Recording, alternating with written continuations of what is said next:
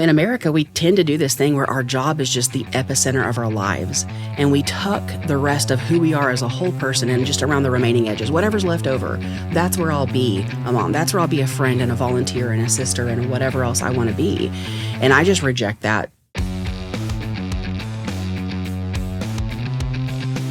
All right, welcome everybody to another episode of the Startup Junkies podcast. Thanks for tuning in to the Startup Junkies podcast. For however you're tuning in, from wherever you're tuning in today, we appreciate you. My name is Caleb Talley. I am a member of the Startup Junkie team, and I am joined by my Startup Junkie co-host, Jeff Amberine. How's it going? Great. Glad to be here. Good morning. It's a beautiful day in Northwest Arkansas. Harrison, how are you? I second that. It's a beautiful day. Roll Tide. Roll Tide, as always. Easy. I gotta go. Easy. You got one Alabama guy here. We just not like they need more reinforcement. With an ego to take They're up the just good entire at room every as damn well. sport. They even win basketball games. They should. I was about to say they shouldn't have won that one. We're joined today by a friend of Startup Junkie and first time on the podcast with us today, Amber Taggard. How are you? Doing great. Super glad to be here on a beautiful morning in Northwest Arkansas. Go Hogs. Woo pig. Go That's Hogs. right. That's right. Well, Amber is the founder of Organizer Chicks, and I believe we met very early on in my tenure at Startup Junkie. I think you presented at 1 Million Cups a few years ago. That's back true. When I was a young Startup Junkie. So we're glad to have you on, and we'll jump right into it. So tell us a little bit about the genesis of Organizer Chicks. The origin story, the origin right? Story, the Peter Parker here. I've been my radioactive spider. No, I love that. So essentially, I like a lot of people maybe don't have the opportunity to do. I had an opportunity to kind of say, what do I want to do for a living? Mm-hmm. I had recruited for the University of Arkansas for several years, and I loved that job. I got to travel around the SEC and recruit honors college students to the university.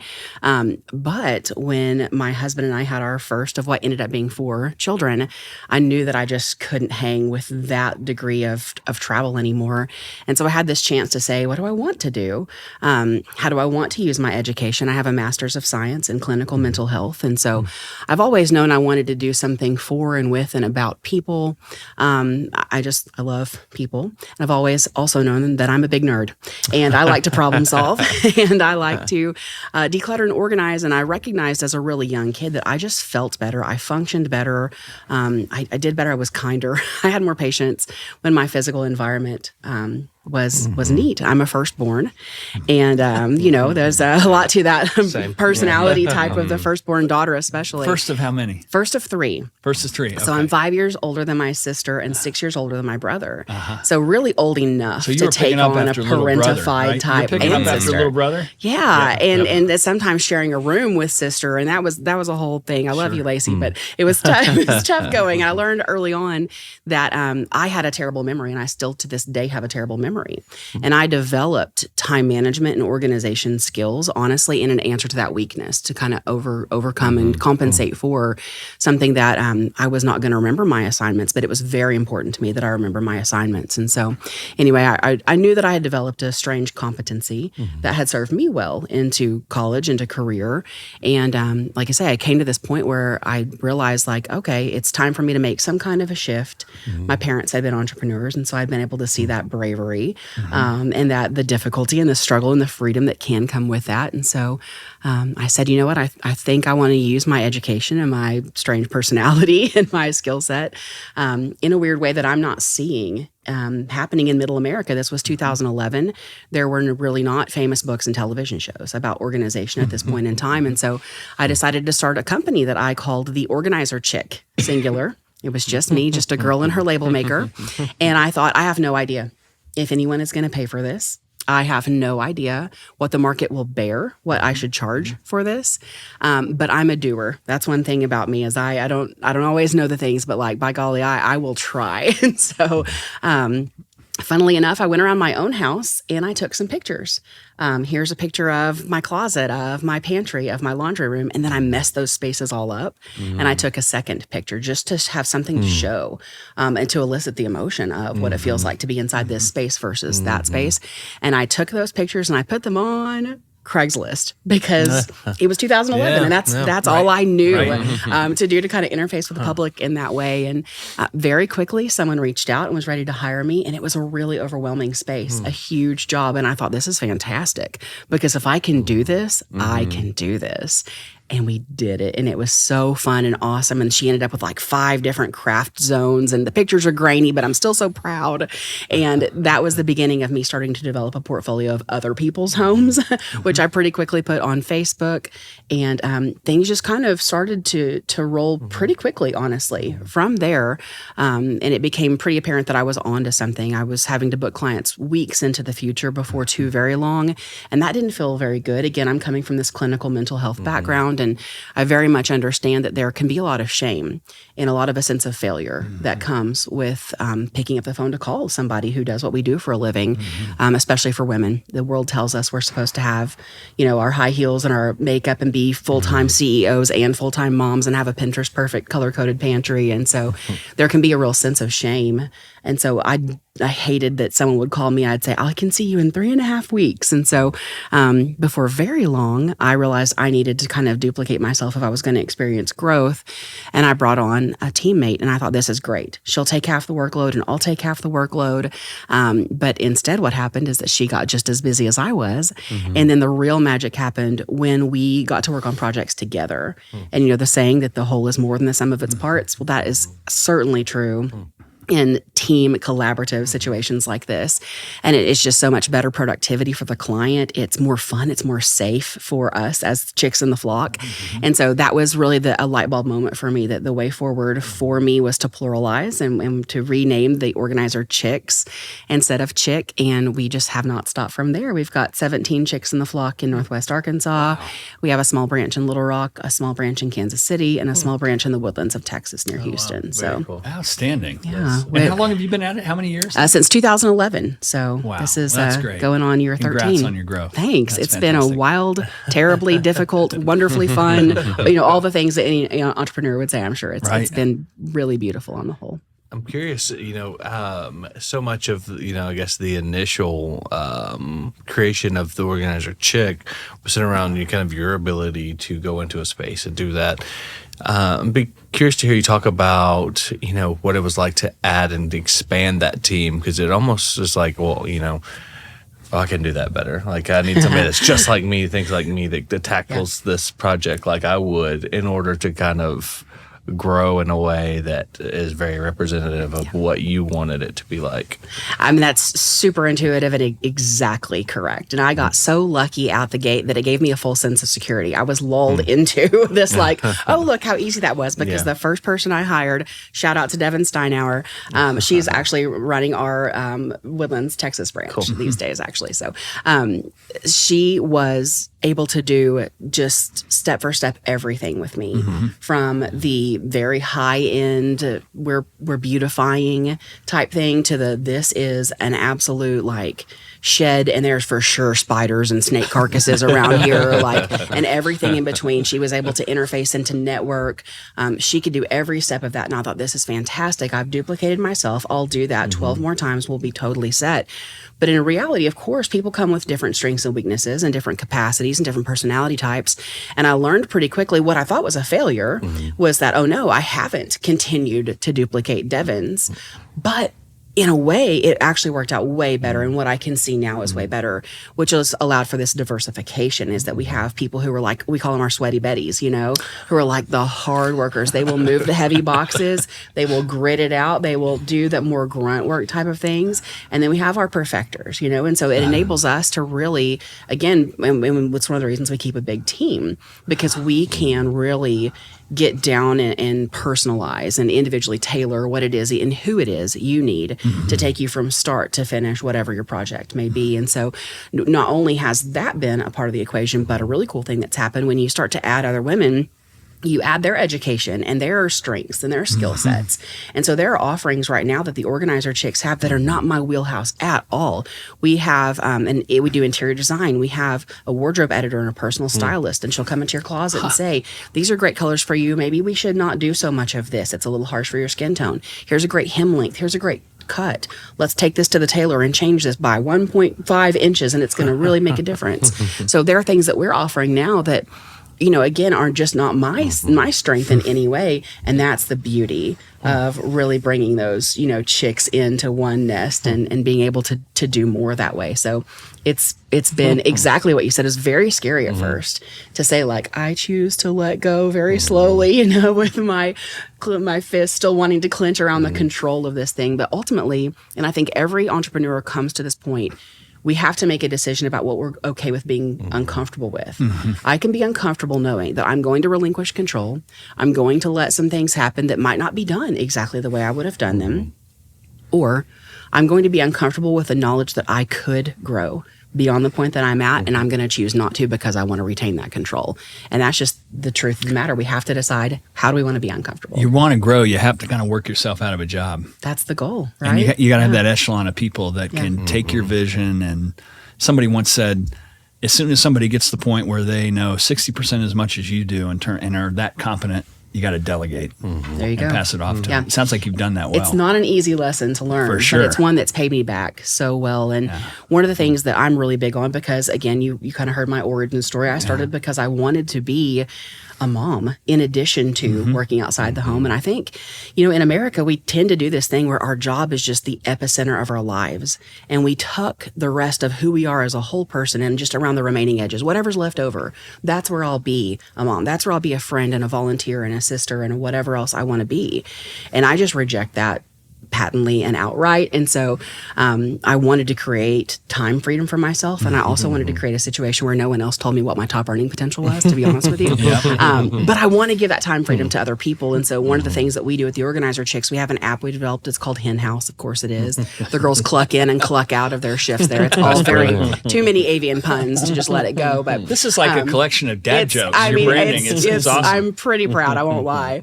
But they can tell us when they want to fly the nest, and they just let us know what they want their availability to be, is what it comes down to. And so our chicks are only scheduled for the days and times they've said they want to work, which enables them to be all the other things that they want to be. And in so doing, I have been able to attract and keep some of the most amazing women that I could not possibly afford to have around full time, because they're bringing all of the expertise from their time in the PTA and in the carpool line and all the amazing skills that it takes to be successful in ways that we don't tend to clap for.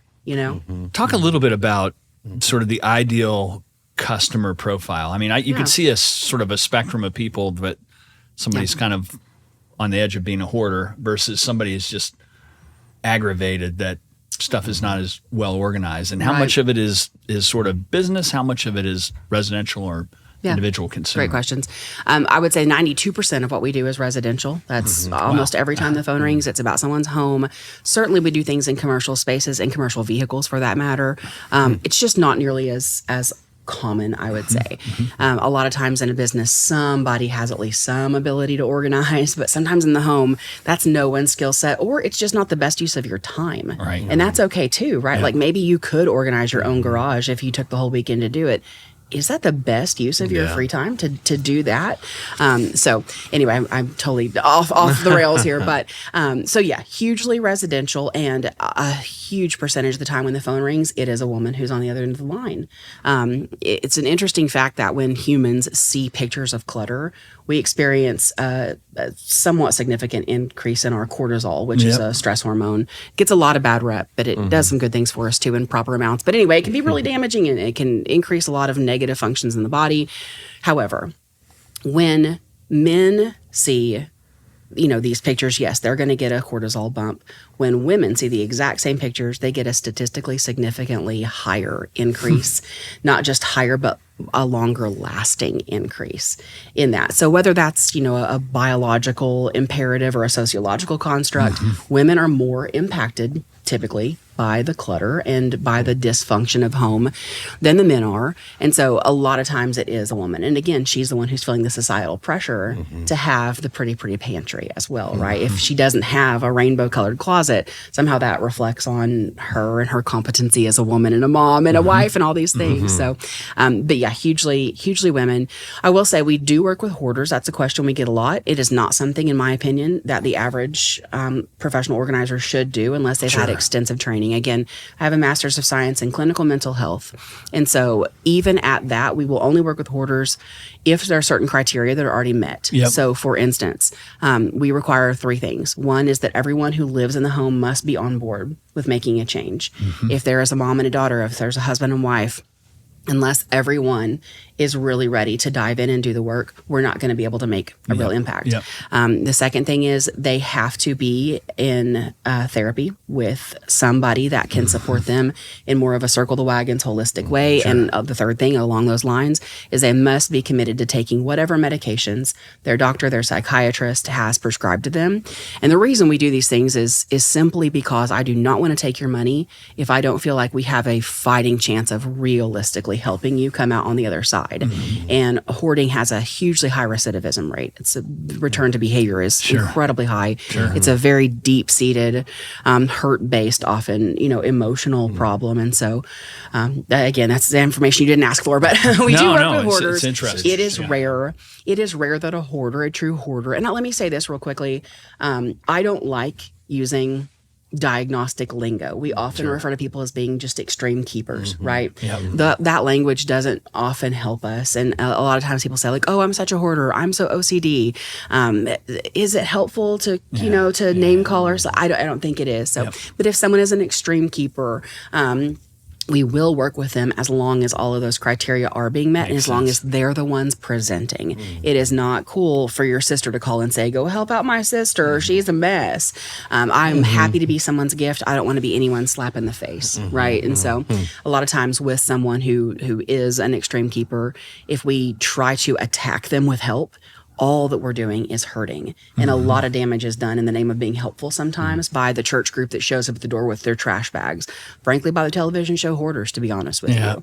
What they do to make television is one of the most damaging things that you can do. And there's a reason there's not a follow-up show. There's a reason those cameras don't come back to see those people 6 months down the road. So anyway. That is a very small part of what we do. Follow-up question and just for the rank and file, forget those that might be in an extreme situation.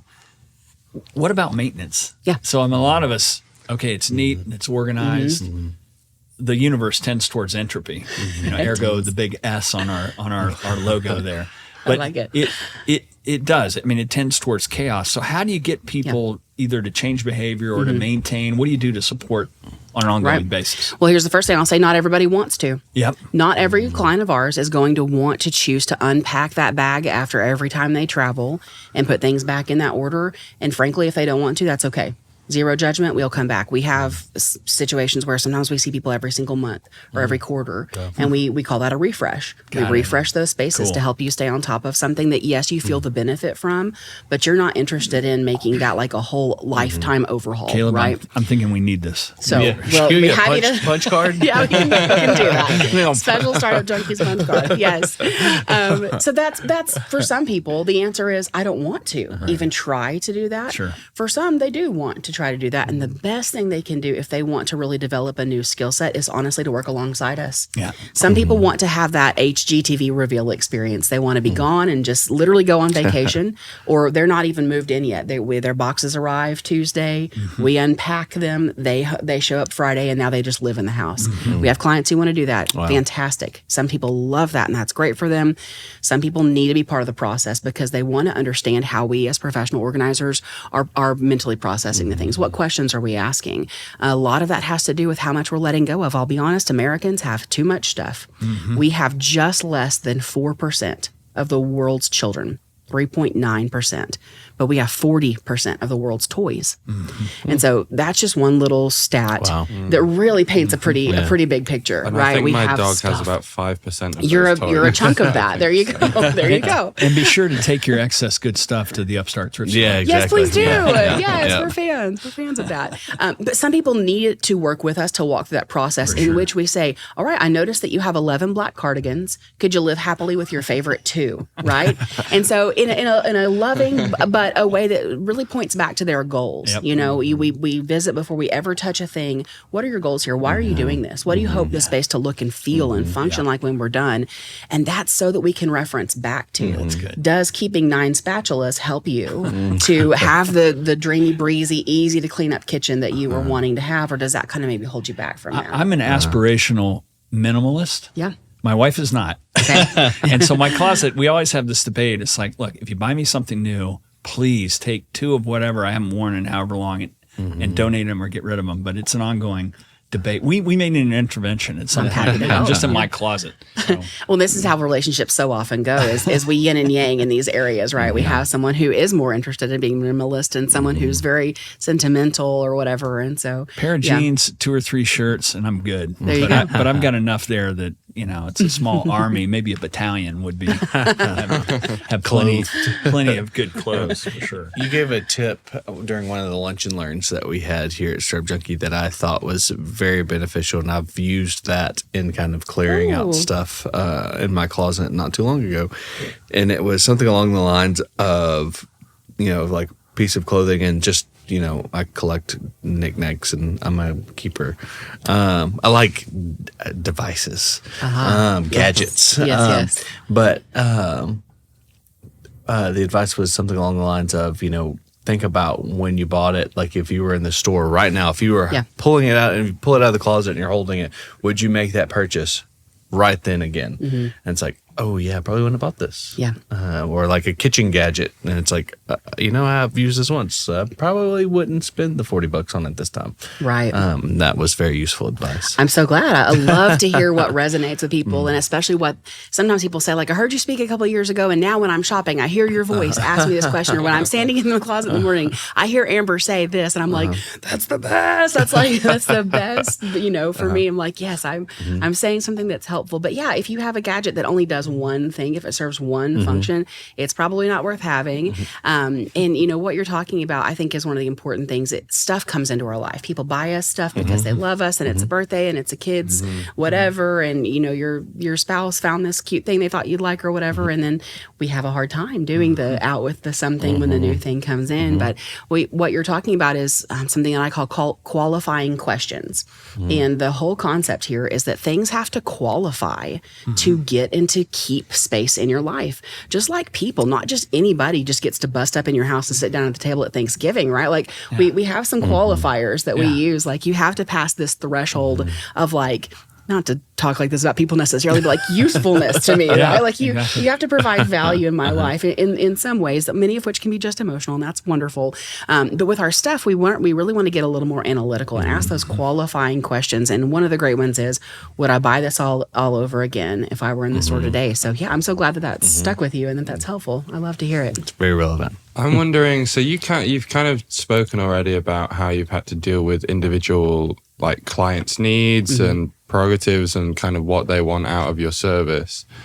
That's not something that I would have expected a organization company to kind of deal with. Is that something that you were prepared for at the beginning, or have you had to change your process to kind of deal with individual clients? Or I think because I'm coming into this with such an individualistic approach, that was always part of it for me. Yeah. And you're right, it probably is a little bit unusual. And I think if anybody's out there who's like, maybe I want to be a professional organizer one of these days, I can't recommend enough. Take courses in counseling and family dynamics and communications.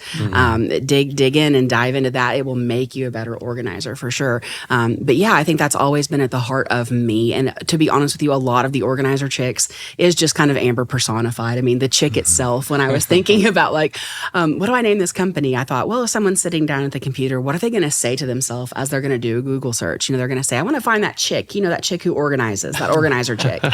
And then that in my mind popped up the little vision of just a little fluffy blonde gal, just a little chick. And I'm like, I kind of identify with that. And so I also knew just from a psychological standpoint in thinking about branding in early days, one of my initial jobs with the public at large has to be to disarm them with friendliness. Yeah. These people are feeling judged. They're feeling shame from internal, from external. And so what's more friendly than a yellow, fluffy chick? We use polka dots a lot in our branding. And so, but absolutely from go, there was an understanding for me that everything we were going to do was going to be very individually tailored. It does not matter where I would put my spices. If you're 5'2" and you're left-handed and you love to bake, we're going to keep all of that in mind as we're working in your space, in your kitchen. And I mean, to me, I think that's one of the reasons that we have been in business so long, that we have continued to have such growth, that we have such loyalty among our clients and our fans on social media. We are genuinely at our hearts like doing things because we love people and we want them to live better. How did you figure out the business model and the pricing? I mean, it's such a, there's other things like it, but it seems like a new enough thing. It's like, how did you go through that? Just understanding what people would value and what they'd be willing to pay? Oh, very, very slowly and earning a lot less than I could have in the beginning is to be honest with the answer. I asked around my friends who had housekeepers, what do you charge the best housekeeper you've ever had? What are you paying that person? And they said, maybe $20 an hour. And I said, okay, I'm bringing, specific education and skill to this. I'm providing something that can last a long time. So I'm going to start charging like $30 an hour. And after a while, when nobody balked at $30 an hour, when I said that, I was like, $35. And so it's been this process of essentially finding out step by step what the market will bear. And I think for everybody at a certain point in time, you have this war within yourself, right? I want to keep our prices decently affordable. I don't want to only work with the elite and the average middle class school teacher, can't afford to work with us. I don't want to price ourselves out of working with people I want to work with, right? We're happy to work with anybody, but but at the same time, you have to figure out what your profit margins are. You know what I'm saying? So like as you grow, your expenses grow. And I mean, it was a very step-by-step process. And essentially many times along the way, I've said to myself, can I confidently say the next number that's $5 up the scale? And if I felt like I couldn't say that number with confidence, I felt like it wasn't time. But if I looked and I realized we were getting to a point where our calendar was really busy, I would say, okay, no one's balking at that price. It's time to charge more. Classic supply and demand. More demand and more value for your time, et cetera. Exactly. You also have, in addition to kind of the hourly rate, I know there's like a ton of products through service that you'll have, but something that we utilized was just kind of help through actual products to stay organized, like our supply closet. So it's kind of talking about like the maintenance aspect of that. It's a thing of beauty now. Yeah, it is. And I open it up and I'm like, oh my God. But like as far as maintenance, it's a lot easier when there are like places for things. So Absolutely. It's like, if it's one thing to just kind of have everything kind of sorted properly, but there are bins and boxes and containers where everything's at, and that kind of was a part of that process too. For sure, and I think there will eventually maybe even be a product line that we own. To be honest with you, we have a lot of issues with things that are available in the store and reason that they're not as functional as they could be. And so we're like, one of these days we're going to, somebody reach out to me. We're going to divine a real awesome product line. But yes, having the right tool in the right place, while not the answer in and of itself, can absolutely support and, essentially be the bones of that structure. And actually with you guys, we used a lot of the product that you already had on hand. I don't know if you knew that. There were bins and baskets that were a little bit helter-skelter. And then we did bring in some other supplemental stuff to really kind of create those bones here. But yeah, absolutely. You're going to very often want to support yourself with a system, with labeling sometimes. And that's, I think one of the nice things about going with someone who has been in business for a long time is we can look at your space and say, we need this, this, and this from this store. We need this, this, and this from this place. We love to source locally when we can. Sometimes we can't because we don't have all the things in Northwest Arkansas. But that's a super important piece of the process, is to understand what is it going to take in terms of personnel, in terms of tools, to really come here and hit the ground running and bring a solution with immediacy. And when I buy envelopes, I know they go in that bin that say envelopes. Yay! Love it. What are some of the, we've talked about a few, but what are some other big problems you've had to face and overcome as you've kind of gone about this journey? Yeah, in terms of from a business perspective or from organization, whatever you think. I think the delegation was a hard thing at first, and once you do that, and once you see that, like, hey, no one died today, and everything's all right, and we're all okay, and in fact, that freed me up to go and do this podcast now, or whatever it is I want to do. It gets easier to breathe with that, but at first, that was a very difficult thing. And to be honest, I hung in doing a lot of the rote, answering my own emails and returning all the voice messages and sending invoices. And eventually, I had to come to a point where I had to ask myself, like, what of this can I uniquely do? And the truth of the matter is, no one can talk about this company with the passion and the understanding that I can. No one can host the Organizer Chicks podcast like I can, right? Like, no one can go speak. And, so I had to decide, and it was a difficult thing to slowly step back from those day-to-day things in order to allow for that growth to happen. But that's not an easy, thing when you believe in what you do and in your own competency, just to be totally honest with you. So much. Kind of like letting your kid go off to college almost, which is kind of scary. That is a good analogy, but for me, it felt more like handing my toddler to somebody else to like co-parent with, and like, you didn't birth this thing, and like, can I trust you to love it like I do, and to, and that's a hard thing, but. Again, we have been so blessed to have such amazing women that want to be a part of this, and they have really like adopted it and loved it as their own too. And so it's been a take a breath to see like people do want to do right. When you treat people well, you pay them well, you actually care about them, they will show up and show out. And that just happened over and over and over again for 13 years. So you've got the Organizer Chicks podcast. Yeah. It seems like, particularly given your background, there's an interesting opportunity to have digital products, digital platform that you can monetize as well. What a good idea. How do you, talk a little bit about that. I'm not doing that well at all. We're not monetizing the podcast. And one of the things that we're starting just now to work on is creating some evergreen content. We have done some masterminds and some challenges and some things like that are live in real time. Right. And those have been really good, and they've been fun. But when things happen and people say like, oh, Amber, I think about you and I hear your voice in my mind, I'm like, okay, that means I'm providing value and I need to be monetizing that better. And so that's very insightful of you to ask that question. We struggle with the same thing, by the way. Yeah. After 15 years, we haven't quite figured it out. Yeah. No, but that's one of the things I think that we're going to be on. We have something called Organizer Chicks University, and it's internal. It's how we train our chicks essentially, so that we're not watering down the training. And everyone has, you take the course or, the whatever, and then you have to pass a test with such and such percent competency to be certified to do that particular thing. And so it's definitely occurred to me that Organizer Chicks University is something that could be turned outward, and that we could create modules that anyone, because a lot of our podcast listeners we have noticed are not only not in Arkansas or not in the South, they're not even in the United States. They're in Canada, they're in Europe, they're in Japan. And I don't have a single way for anyone in any of those places to pay me 1 red cent, and that's dumb. So, that's went on a television show called The Blocks.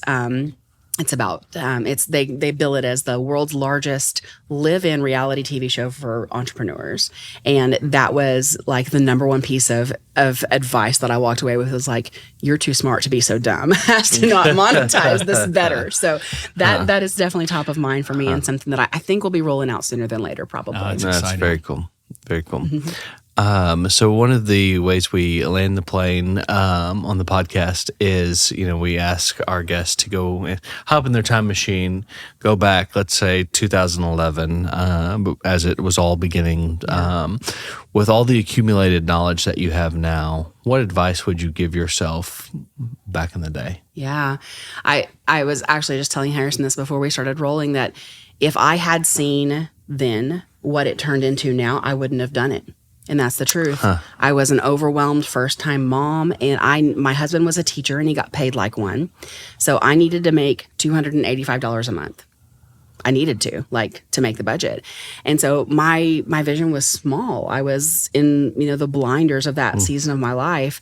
And I'm so thankful that I didn't know where this was going. And I'm so thankful that I'm opportunistic. And I think that word gets a lot of bad press. But to me, it's just someone who's willing to, see and to take or to create opportunities. For sure. And I just can't stop myself from thinking next. And there are so many nexts, I think, for the Organizer Chicks. I think there's just no reason that we can't have a branch in every major city across the U.S. before it's all said and done. I think there's no reason that we can't have our own television show. I think there's no, I truly believe that the sky's the limit for us. But if I had it to do all over again, I would have started delegating way earlier. I would have brought on true experts way earlier, from CPAs, business coaches, franchising. I would have started doing all that stuff way earlier if I could have seen what I know now. Are you franchising now? But we're working on trademark right now, and it is a long and expensive process. Yeah. I think we're headed that way. Right now, everything's still under my personal umbrella. Gotcha. But I can see a point in time in which we license or we franchise, and I just at least want to have that option. Absolutely. Right? So, but yeah, I think I would have circled the wagons more with legitimate professionals in their field, and done more of the delegating of not just the everyday stuff, but of some more big picture stuff. But I have to say I'm thankful that I didn't know, because again, I think it would have stopped me in my tracks. I think I would have said, I'm not a CEO. I don't have an MBA. I don't understand marketing and accounting and branding. I don't know where this is, going. And I think I might have second guessed myself right out of the beauty that currently exists. Sometimes it's good to not know what you don't know. Yeah. And you just walk into it with the childlike mind and do it. Need $285, man. Let's do it. Fantastic. That's awesome. And how do our viewers and listeners, how do they kind of get in touch with you? What more can they expect? All of that kind of good stuff. Yeah, for sure. So you can obviously just Google The Organizer Chicks. We're pretty easy to find. Facebook, The Organizer Chicks. Instagram, The Organizer Chicks. TikTok, The Organizer Chicks. The Organizer Chicks podcast, theorganizerchicks.com. We're pretty prevalent and out there. We love to travel. In 2013, we went all the way up to Niagara Falls, which is like a literal stone's throw from Canada, and all the way down to Tampa, Florida to work with clients. So we love to travel and see people where they are. Obviously, if you're in one of our territories that we're serving already, we'd be super happy to help you as well. And then, if you're a world away, be looking for evergreen, products to come sooner than later, hopefully. Congratulations. Thanks for coming on. Thanks for having me, guys. Absolutely. I've really enjoyed getting to visit with you.